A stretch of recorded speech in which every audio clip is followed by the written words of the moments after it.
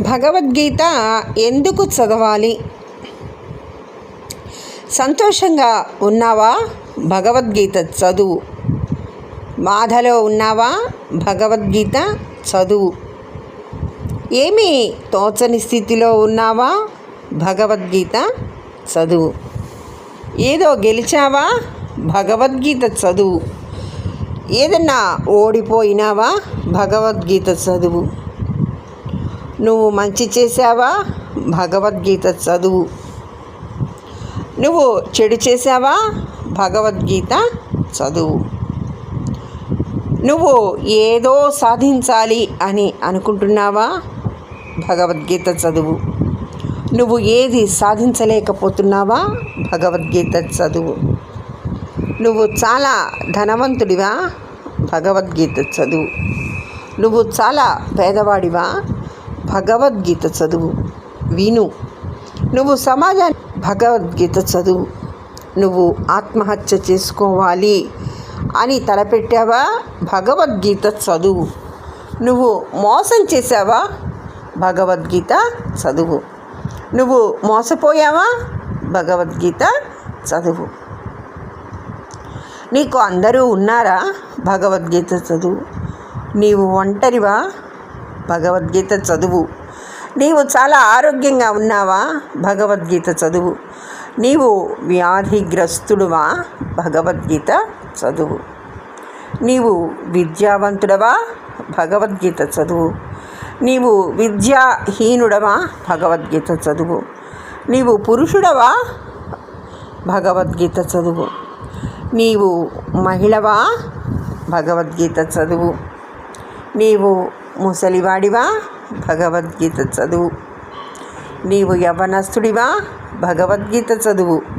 దేవుడు ఎక్కడ ఉన్నాడో నీకు తెలుసుకోవాలి అని ఉందా? భగవద్గీత చదువు.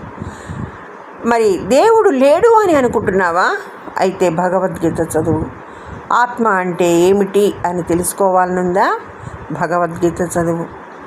పరమాత్మతత్వం ఎలాంటిదో తెలుసుకోవాలి అని అనుకుంటున్నావా? భగవద్గీత చదువు. మనిషి జీవితం ఎందుకు అని తెలుసుకోవాలి అని అనుకుంటున్నావా? అని తెలుసుకోవాలి అంటే భగవద్గీత చదువు. ఈ సృష్టి ఎలా వచ్చింది అని తెలుసుకోవాలనుందా? భగవద్గీత చదువు. పుట్టకముందు మనము ఎవరము అని తెలుసుకోవాలి అని ఉందా? భగవద్గీత చదువు. చనిపోయిన తర్వాత మనం ఏమి అవుతాము అని తెలుసుకోవాలనుందా? భగవద్గీత చదువు.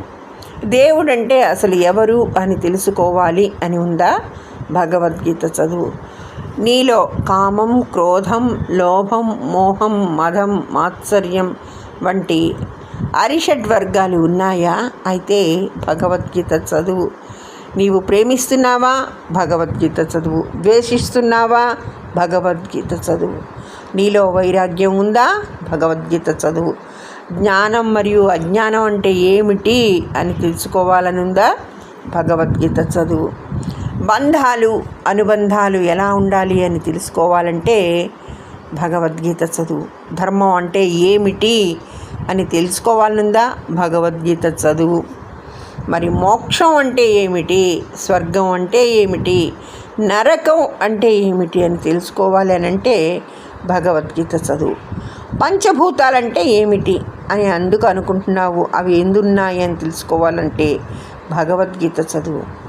ప్రకృతి, పురుషుడు, భగవంతుడు అనే వాటి యొక్క సంబంధం ఏమిటి అని తెలుసుకోవాలి అంటే భగవద్గీత చదువు.